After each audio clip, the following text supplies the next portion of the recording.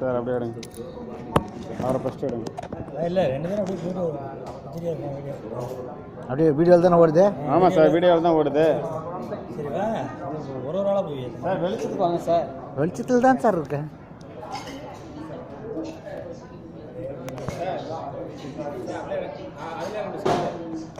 கிட்ட வந்து எடுங்க சார், கிட்ட வந்து எடுங்க, அப்போ தான் நல்லா இருக்கும்.